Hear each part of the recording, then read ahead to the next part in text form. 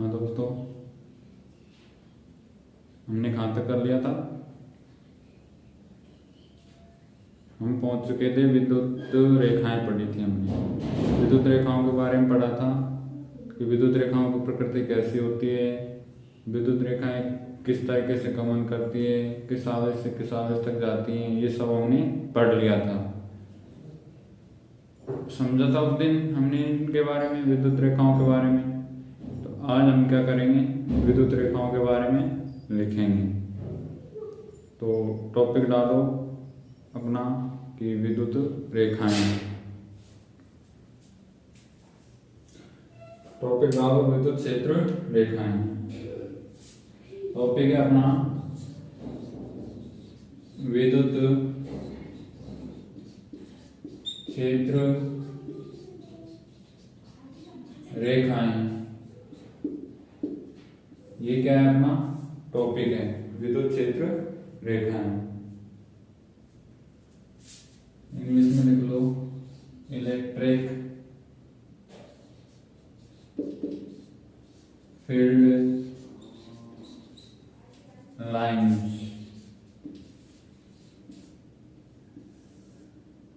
Electric field lines यानी विद्युत क्षेत्र रेखाएं। तो विद्युत क्षेत्र रेखाओं के बारे में देखा था कि जो धनावेश से निकलकर किसकी तरफ, ऋणावेश की तरफ गमन करती हैं, उन्हें क्या कहा जाता है, विद्युत क्षेत्र रेखाएं कहा जाता है। इनको उत्पन्न किया जाता है किसके लिए, विद्युत क्षेत्र ज्ञात करने के लिए क्या किया जाता है, इनको उत्पन्न किया जाता है। ये काल्पनिक होती हैं, ये अपन ने पढ़ा था उस दिन। देखो विद्युत क्षेत्र रेखाएं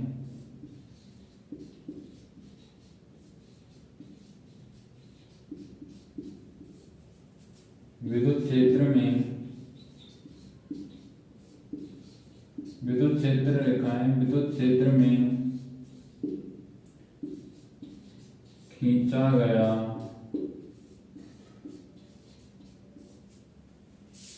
वह काल्पनिक वक्र है,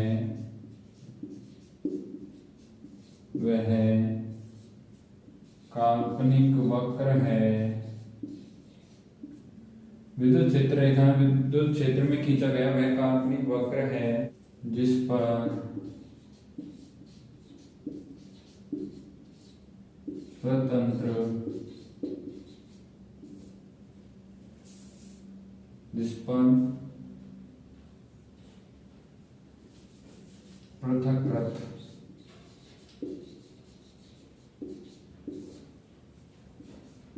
स्वतंत्र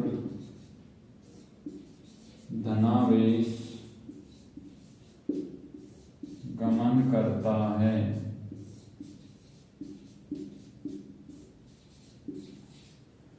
विद्युत क्षेत्र का अर्थ होती है कि विद्युत क्षेत्र रेखाएं विद्युत क्षेत्र में खींचा गया वह काल्पनिक वक्र है जिस पर क्या करता है, पृथकृत यानी अलग अलग धनावेश क्या करता है, गमन करता है। तो धनावेश गमन करता है, विद्युत क्षेत्र रेखाएं धनावेश से निकलकर कहाँ जाती है, ऋणावेश की ओर जाती है। अगर दो धनावेश हैं तो दो धनावेशों के मध्य में क्या होता है, विद्युत क्षेत्र रेखाएं एक दूसरे को प्रतिकर्षित करती हैं। दो ऋणावेश होने पर भी विद्युत क्षेत्र रेखाएं एक दूसरे को क्या करेंगी, प्रतिकर्षित करेंगी। जबकि एक धनावेश और एक ऋणावेश होगा तो विद्युत क्षेत्र रेखाएं दोनों आवेश अपने आप को क्या करेंगे, आकर्षित करेंगे। इससे निकल करके विद्युत क्षेत्र रेखाएं खा जाएंगी, ऋणावेश की तरफ जाएंगी। ठीक है, तो ये था, लिखो। ये तो थी विद्युत क्षेत्र रेखाओं की बात। अब इनके गुण लिखते हैं।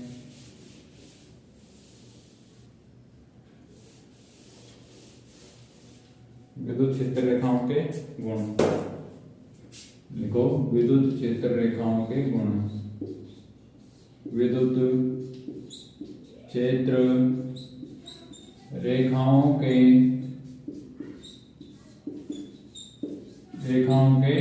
गुण क्या लिखेंगे अपन, विद्युत क्षेत्र रेखाओं के गुण लिखो।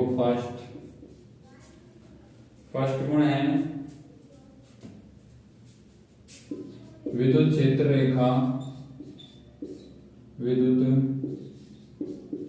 क्षेत्र रेखाएं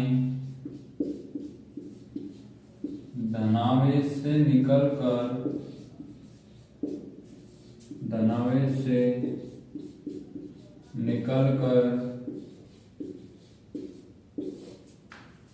ऋणावेश की तरफ गमन करती है। धनावेश से निकलकर ऋणावेश की ओर क्या करती हैं? गमन करती हैं। ये अपन हमने पढ़ा था कि विद्युत क्षेत्र रेखाएं कहां से कहां गमन करती है? धनावेश से ऋणावेश की ओर गमन करती हैं। दूसरा गुण है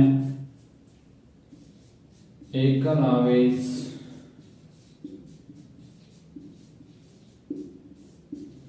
की उपस्थिति में विद्युत क्षेत्र रेखाएं एकल आवेश होगा, जैसे कोई ऋणावेश है या फिर धनावेश है, एक ही आवेश है, एक ही आवेश होगा तो क्या होगी? धनावेश होगा तो विद्युत क्षेत्र रेखाएं धनावेश से निकलकर कहाँ जाएंगी? अनंत की ओर जाएंगी। और अगर ऋणावेश होगा, एकल आवेश ऋणावेश केवल होगा तो क्या होंगी? विद्युत क्षेत्र रेखाएं अनंत से ऋणावेश की ओर आएंगी। ये हमने देखा था। तो इसी बात को हम लिखेंगे कि एकल आवेश की उपस्थिति में विद्युत क्षेत्र रेखाएं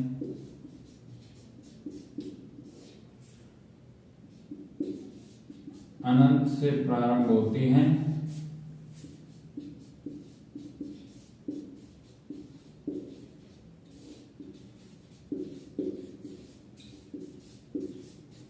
या फिर अनंत पर समाप्त होती हैं,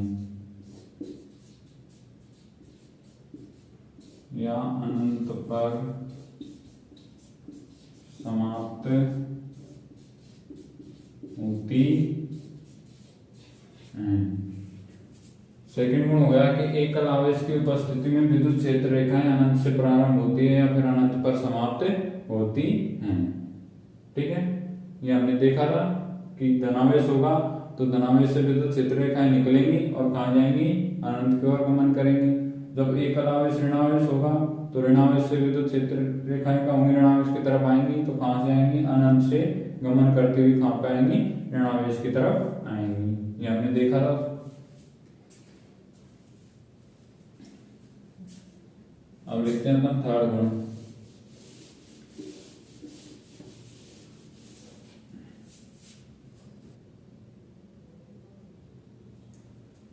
थर्ड गुण है कि विद्युत क्षेत्र रेखा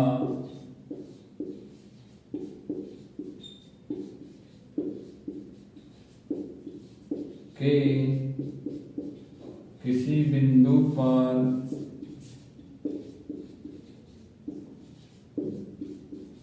खींची गई विद्युत क्षेत्र रेखा के किसी बिंदु पर खींची गई स्पर्श रेखा विद्युत क्षेत्र रेखा के किसी बिंदु पर खींची गई स्पर्श रेखा उस बिंदु पर परिणामी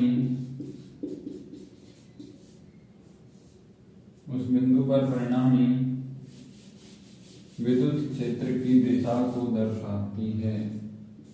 परिणामी विद्युत क्षेत्र की दिशा को प्रदर्शित करते हैं।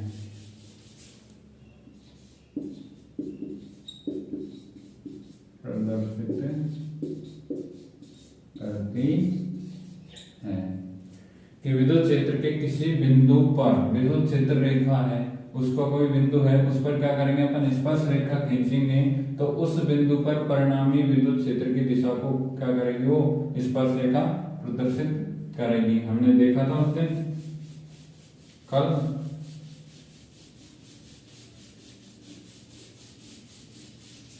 कि जैसे कोई विद्युत क्षेत्र रेखा जा रही है, ठीक है, जब ये विद्युत क्षेत्र रेखा है ये, तो यहाँ पर मान लो ये कोई बिंदु है जिस पर हमें विद्युत क्षेत्र का क्या करना है? विद्युत क्षेत्र की परिणाम विद्युत क्षेत्र ज्ञात करना है। तो यहाँ पर क्या करेंगे अपन? यहाँ पर हम एक स्पर्श रेखा खींचेंगे इस बिंदु से जाते हुए, तो ये क्या करेगी, ये स्पर्श रेखा क्या दर्शा रही है, विद्युत क्षेत्र की दिशा को दर्शा रही है और यहाँ पर परिणामी विद्युत क्षेत्र को प्रदर्शित करेगी। ठीक है।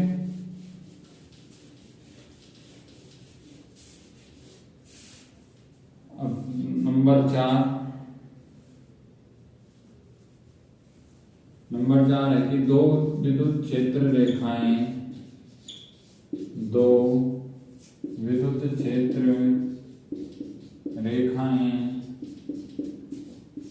एक दूसरे को कभी नहीं काटती हैं, एक दूसरे को कभी नहीं काटती हैं। क्या होता है कि दो विद्युत क्षेत्र रेखाएं क्या नहीं करती, एक दूसरे को कभी नहीं काटती, कभी भी प्रतिच्छेदित नहीं करती हैं। क्यों? क्योंकि अगर विद्युत क्षेत्र रेखाएं एक दूसरे को प्रतिच्छेदित करेंगी या काटेंगी तो उन पर क्या होंगी, एक ही बिंदु पर दो परिणामी दिशाएं होंगी जो कि संभव नहीं है। इसलिए एक विद्युत क्षेत्र रेखाएं एक दूसरे को कभी नहीं काटती हैं। देखो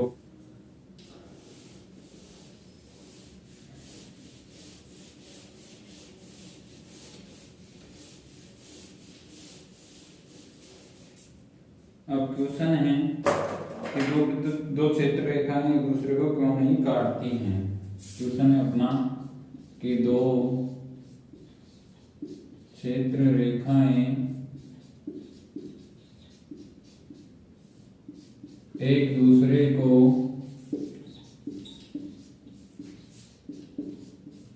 क्यों नहीं काटती हैं। ये अपना क्वेश्चन है कि दो विद्युत क्षेत्र रेखाएं एक दूसरे को क्यों नहीं काटती हैं। तो इसका आंसर लिखो, यदि दो विद्युत क्षेत्र रेखाएं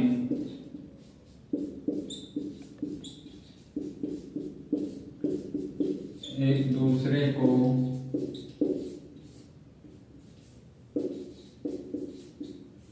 काटेंगी या प्रतिच्छेदित करेंगी, एक दूसरे को काटेंगी या प्रतिच्छेदित करेंगी,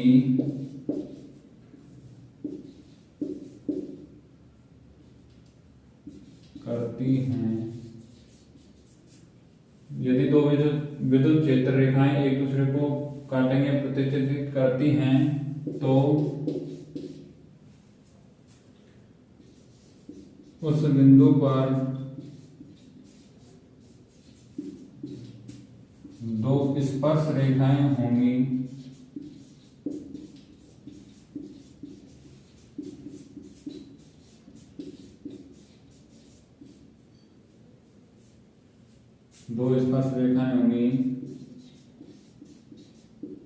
जिसके अनुसार विद्युत क्षेत्र की दो दिशाएं, विद्युत क्षेत्र की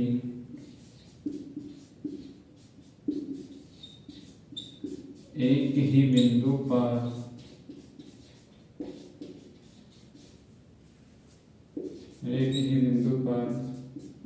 दो दिशाएं होंगी जो कि संभव नहीं है। अतः दो विद्युत क्षेत्र रेखाएं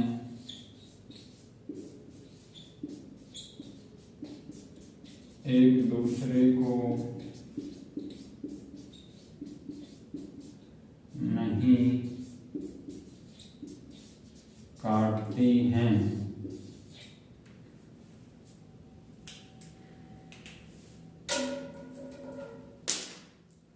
यदि दो विद्युत क्षेत्र रेखाएं एक दूसरे को काटती हैं या प्रतिच्छेदित करती हैं तो उस बिंदु पर क्या होंगी, दो स्पर्श रेखाएं होंगी जिनके अनुसार विद्युत क्षेत्र की एक ही बिंदु पर क्या हो जाएंगी, दो दिशा हो जाएंगी, जो कि संभव नहीं है। अतः दो विद्युत क्षेत्र रेखाएं एक दूसरे को नहीं काटती हैं। ये इस क्वेश्चन का आंसर हो गया। ठीक है, उतारो।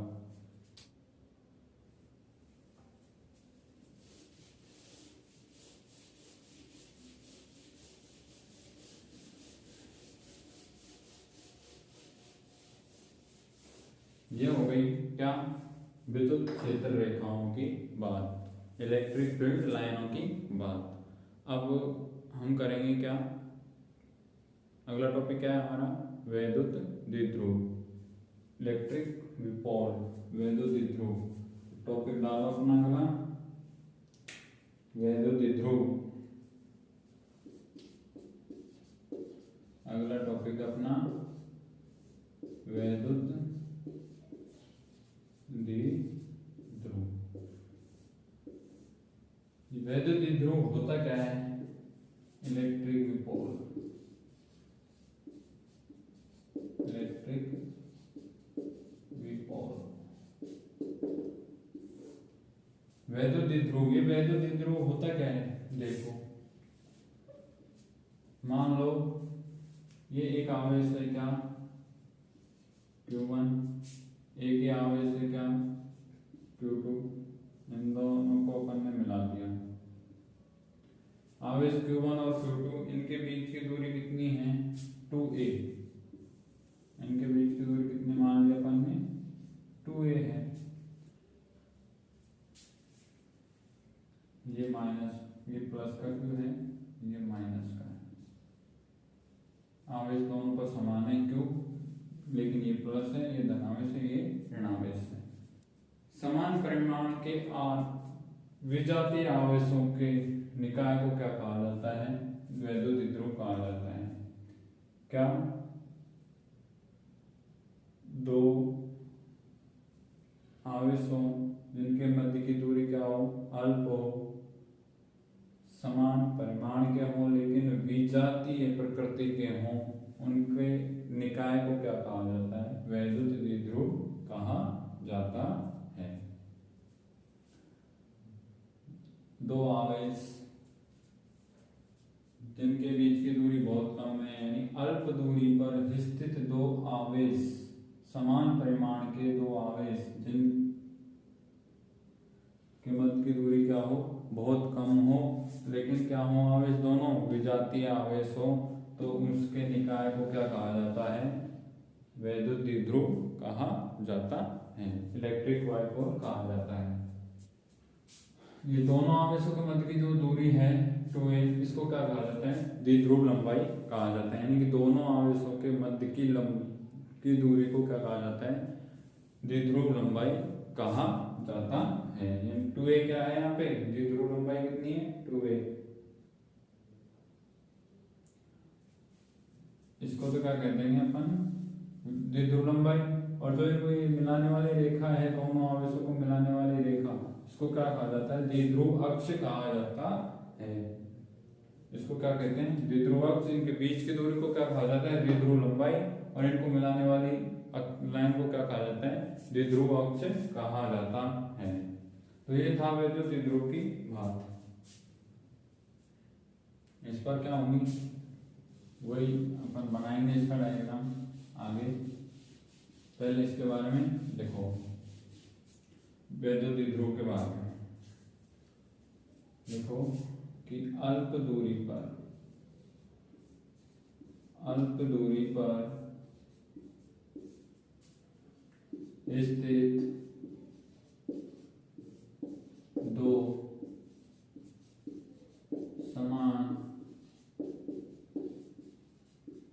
परिमाण के विजातीय, अल्प दूरी पर स्थित दो समान परिमाण के विजातीय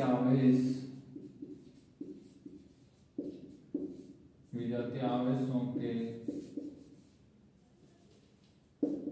निकाय को दूरी पर स्थित दो समान परिमाण के विजातीय आवेशों के निकाय को वैद्युत द्विध्रुव कहा जाता है। वैद्युत द्विध्रुव कहा जाता है। क्या हो गया कि अल्प दूरी पर स्थित दो समान परिमाण के विजातीय आवेशों के निकाय को वैद्युत द्विध्रुव कहा जाता है। इसका डायग्राम बनाओ, ये बना लो एक बार, प्लस क्यू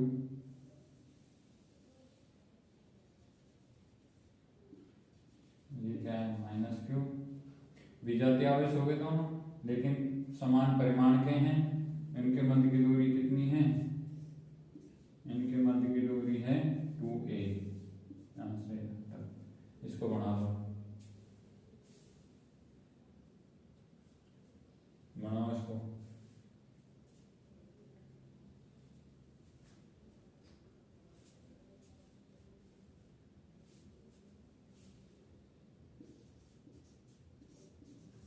आगे लिखो, इन आवेशों के मध्य की दूरी को,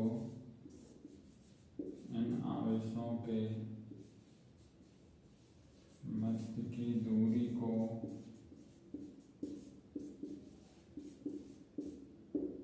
द्विध्रुव लंबाई कहते हैं। द्विध्रुव लंबाई कहते हैं। इन आवेशों के मध्य की दूरी को क्या कहते हैं? द्विध्रुव लंबाई कहते हैं। दोनों आवेशों के मध्य की दूरी 2 है। 2a क्या है यहाँ पर? द्विध्रुव लंबाई कितनी है? 2a। उतार लो इसको।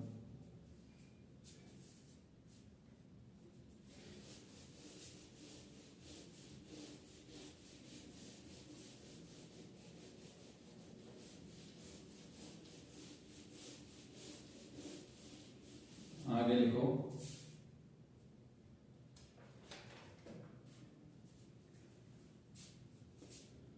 दोनों आवेशों को मिलाने वाली रेखा, दोनों आवेशों को मिलाने वाली रेखा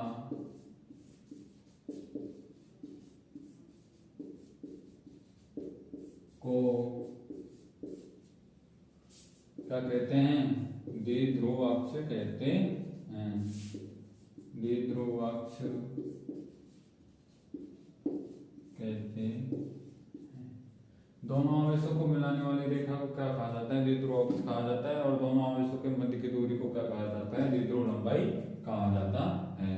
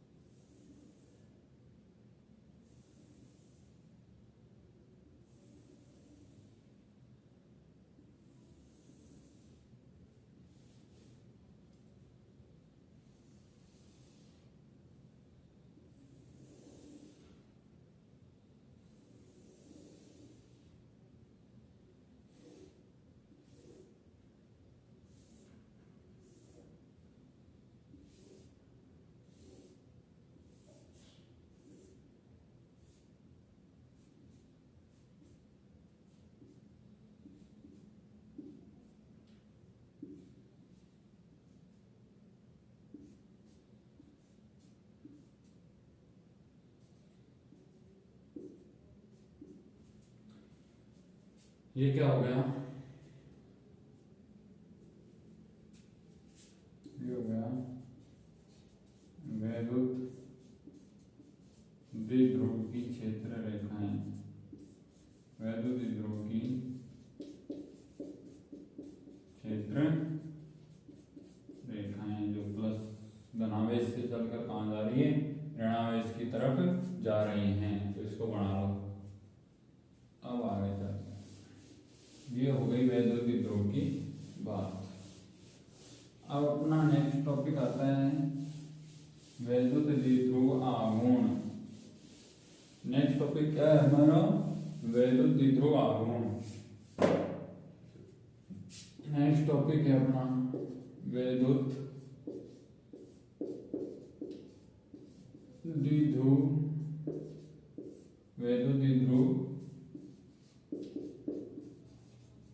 आघूर्ण, ये हमारा नेक्स्ट टॉपिक है। इलेक्ट्रिक डाइपोल मोमेंट,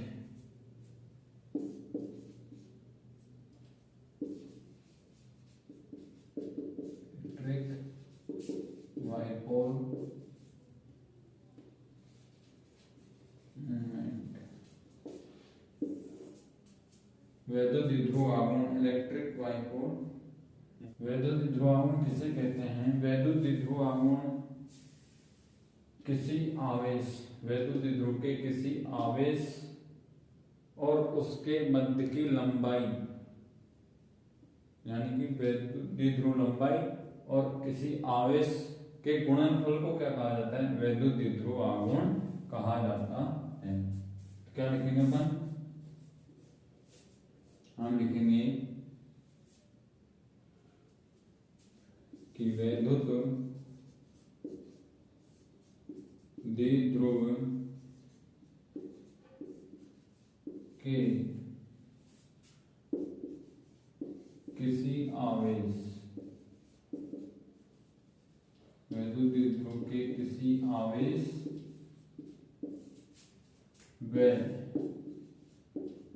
उनके मध्य की दूरी,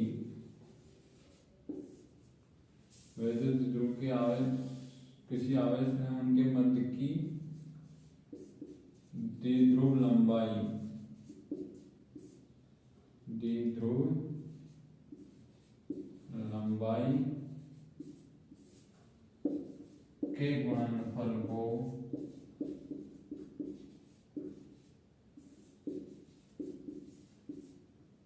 वैद्युत द्विध्रुव आघूर्ण कहते हैं। वैद्युत द्विध्रुव आघूर्ण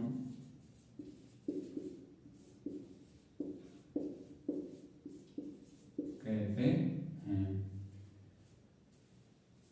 वैद्युत द्विध्रुव आघूर्ण किसे कहते हैं? वैद्युत द्विध्रुव के किसी आवेश व उसके मध्य की द्विध्रुव लंबाई के गुणनफल को विद्युत द्विध्रुव आघूर्ण कहते हैं। ठीक है, तो P बराबर क्या हो जाएगा? P बराबर Q इंटू 2a। Q कहाँ क्या है? यहाँ पर आवेश और उनके मध्य की दूरी क्या होती है? 2a, यानी कि द्विध्रुव लंबाई कितनी हो गई? 2a। ठीक है, P बराबर 2qa या P कैप बराबर 2qa P कैप। ओके,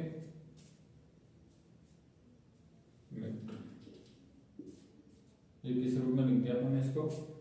सदिश रूप में। ये लिख दिया अपन ने किसमें? सदिश रूप में। तो सदिश रूप में किस तरीके से लिख दिया? ये लिख दिया। ये क्या हो गया? इसका सदिश रूप हो गया। तो उतार लो कि वैद्युत द्विध्रुव आघूर्ण कहते हैं वैद्युत द्विध्रुव के किसी आवेश व उनके मध्य की द्विध्रुव लंबाई के गुणनफल को वैद्युत द्विध्रुव आघूर्ण कहा जाता है। P बराबर क्या हो गया? Q into 2a। तो P बराबर क्या हो गया? 2qa। P को अपन ने किसमें लिख दिया? सदिश रूप में लिख दिया। सदिश रूप में लिख दिया तो क्या आ गया? 2qa P cap. इसको उतारो, आगे लिखते हैं अपन। हम देखो आगे क्या लिखेंगे हम कि वैद्युत द्विध्रुव क्या है? एक सदिश राशि है। वैद्युत द्विध्रुव आघूर्ण क्या है? वैद्युत द्विध्रुव आघूर्ण, वैद्युत द्विध्रुव आघूर्ण एक सदिश राशि है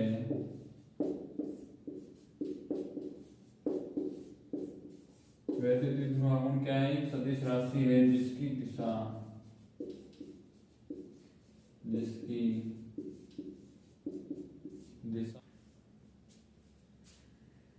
ऋणावेश से, जिसकी दिशा ऋणावेश से धनावेश की ओर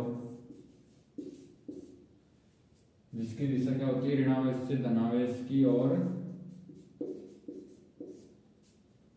वैद्युत द्विध्रुव आघूर्ण एक सदिश राशि है जिसकी दिशा ऋणावेश से धनावेश की ओर द्विध्रुव अक्ष के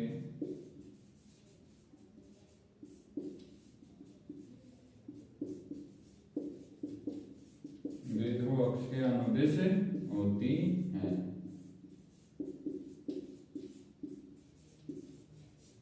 ये क्या हो गया, वैद्युत द्विध्रुव आघूर्ण। इसका मात्रक लिख लो, वैद्युत द्विध्रुव आघूर्ण का SI मात्रक। विद्युत द्विध्रुव आघूर्ण का SI मात्रक क्या होता है, बताओ।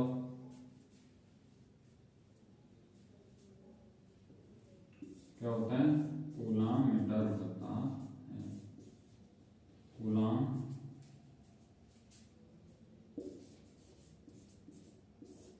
मीटर होता है।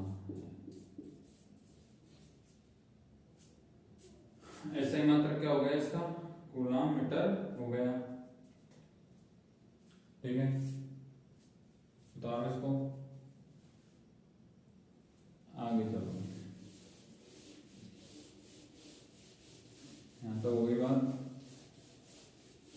अब आगे देखते हैं। अब आगे क्या करते हैं, हम इसका विमीय सूत्र निकालते हैं। वैद्युत द्विध्रुव आघूर्ण का क्या करते हैं, विमीय सूत्र। तो सूत्र लिख लो पहले तो, P बराबर 2QA। ठीक है, तो क्या लिखेंगे अपन, इधर P का विमीय सूत्र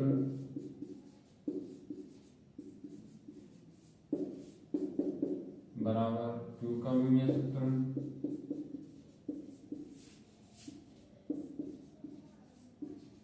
गुणा 2A का विमीय, 2A का विमीय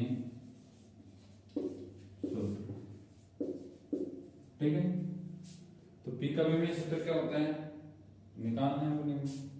Q का विमीय सूत्र क्या होता है, Q आवेश है यहाँ पे, तो आवेश का विमीय सूत्र क्या हो जाएगा, धारा गुणा समय। ये लिख लो, धारा गुणा समय। ये किसका हो गया, आवेश का, Q का विमीय सूत्र।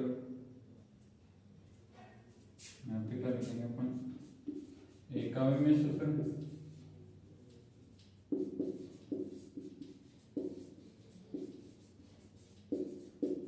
तो इसका तो क्या हो गया 80, और इसका क्या हो गया L।